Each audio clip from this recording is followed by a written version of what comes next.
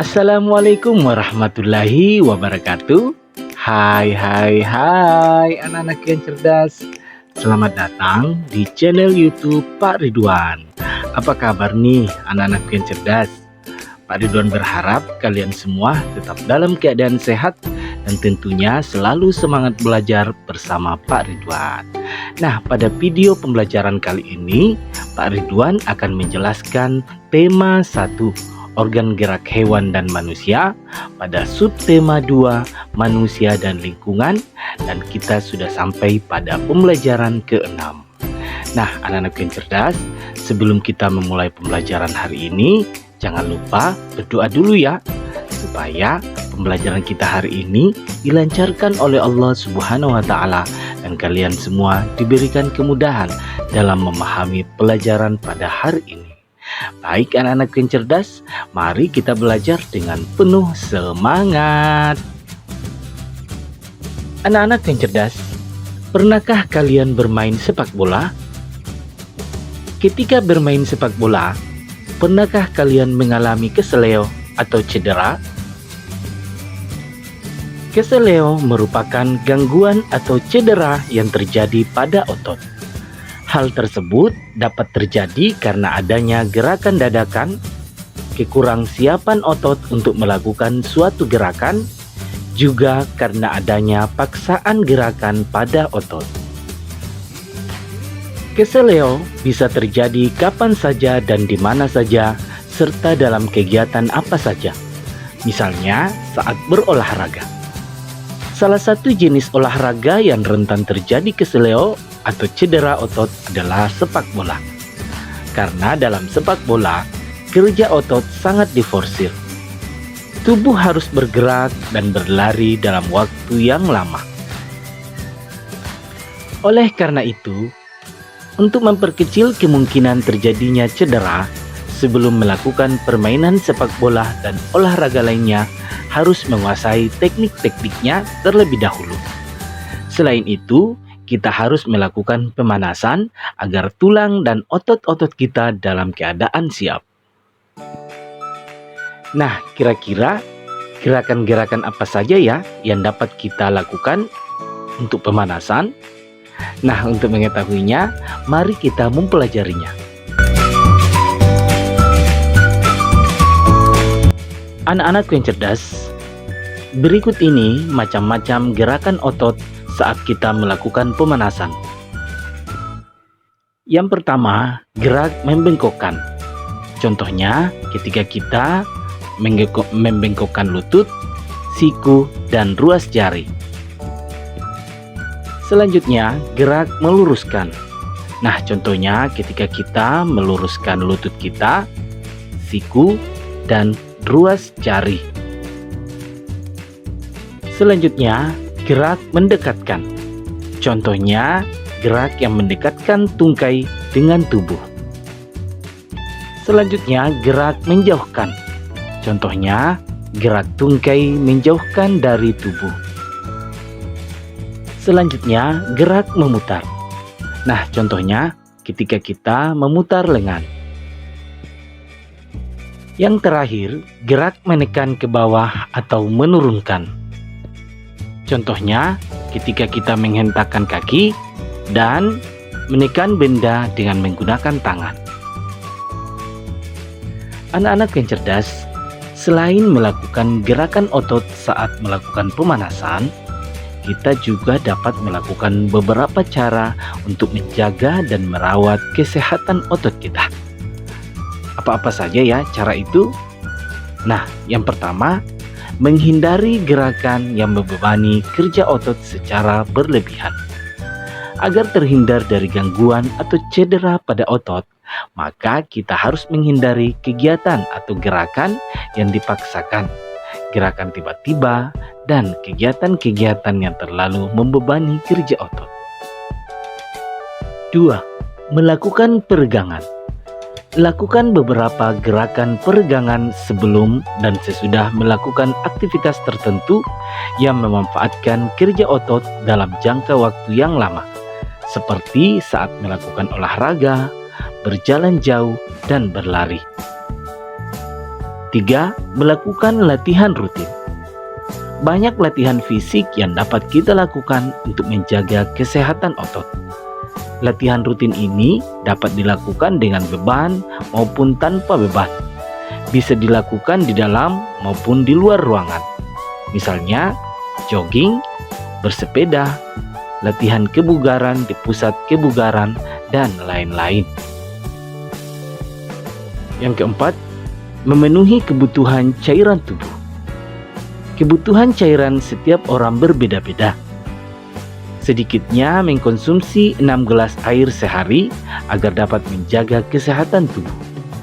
Cairan dapat membantu otot melemas setelah berkontraksi serta dapat melembabkan sel-sel otot sehingga tidak mudah mengalami ketegangan. Yang kelima, mengkonsumsi makanan yang bergizi dan bermanfaat bagi otot. Banyak jenis makanan yang mengandung gizi yang baik bagi otot, khususnya untuk pembentukan otot. Makanan-makanan tersebut antara lain putih telur, susu, ikan tuna, sayur brokoli, dada ayam, daging sapi, minyak ikan, keju, kacang almond, dan kacang Arab, dan bayam. Yang keenam, meringankan nyeri otot. Gunakan krim khusus otot untuk menimbulkan rasa hangat, sehingga otot yang kram menjadi lebih rileks.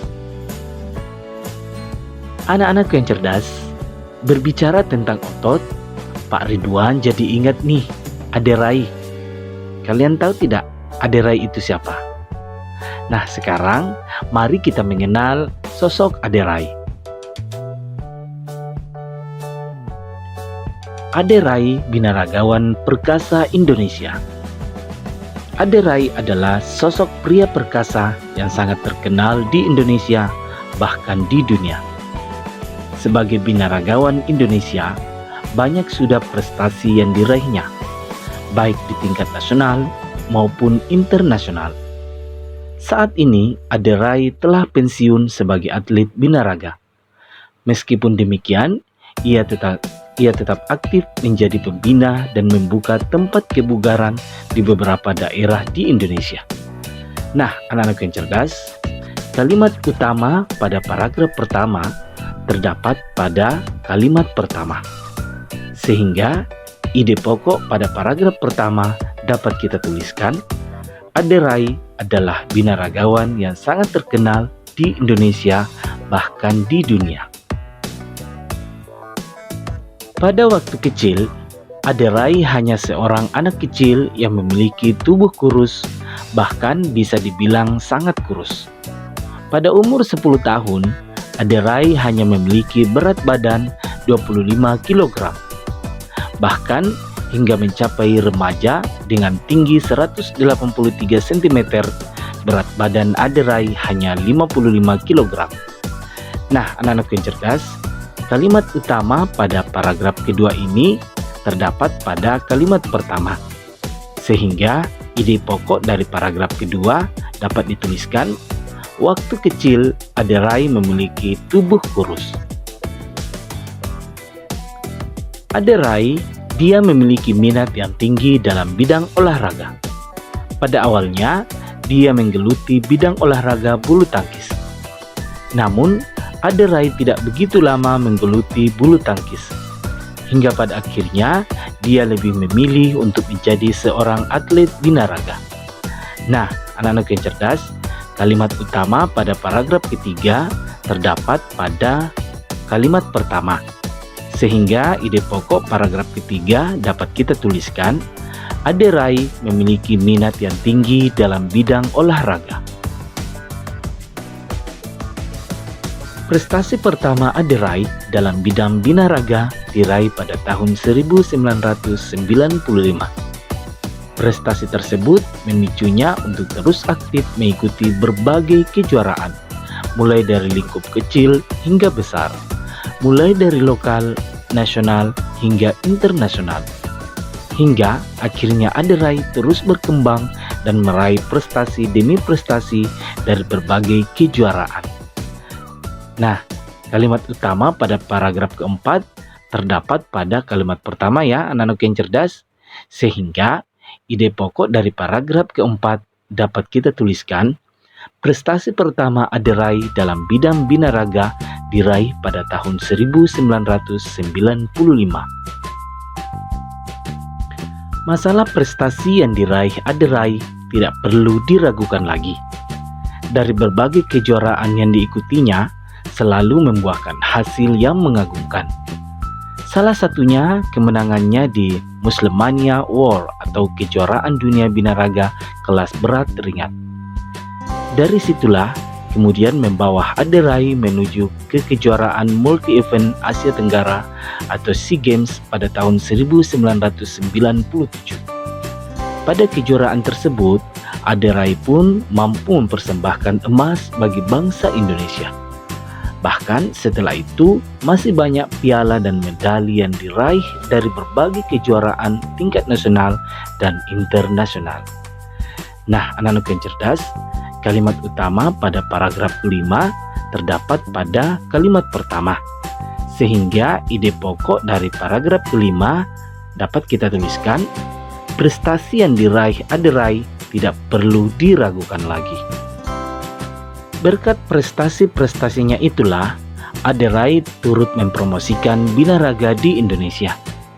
Dari sebelumnya yang sepi peminat, hingga akhirnya olahraga binaraga menjadi olahraga yang banyak diminati di Indonesia, baik oleh pria maupun wanita. Nah, kalimat utama pada paragraf ke-6 terdapat pada kalimat pertama. Sehingga ide pokok dari paragraf ke-6 dapat kita tuliskan, berkat prestasi-prestasinya, Aderai turut mempromosikan binaraga di Indonesia. Setelah pensiun sebagai atlet pun, Aderai masih berkecimpung dalam dunia binaraga. Dia membuka beberapa pusat latihan dan kebugaran di beberapa daerah. Selain itu, Aderai juga menjual suplemen dan melakukan pelatihan sertifikasi untuk para profesional di bidang fitness.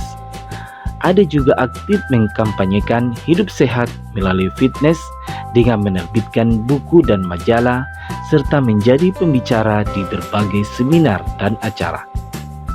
Nah, kalimat utama pada paragraf ke-7 terdapat pada kalimat pertama. Sehingga ide pokok dari paragraf ke-7 dapat kita tuliskan, setelah pensiun sebagai atlet, Aderai masih berkecimpung dalam dunia binaraga. Anak-anak yang cerdas, demikianlah tadi pembelajaran kita pada tema 1, subtema 2 pada pembelajaran ke-6. Sampai berjumpa kembali pada video-video pembelajaran selanjutnya. Tetap semangat dan selamat belajar. Wassalamualaikum warahmatullahi wabarakatuh.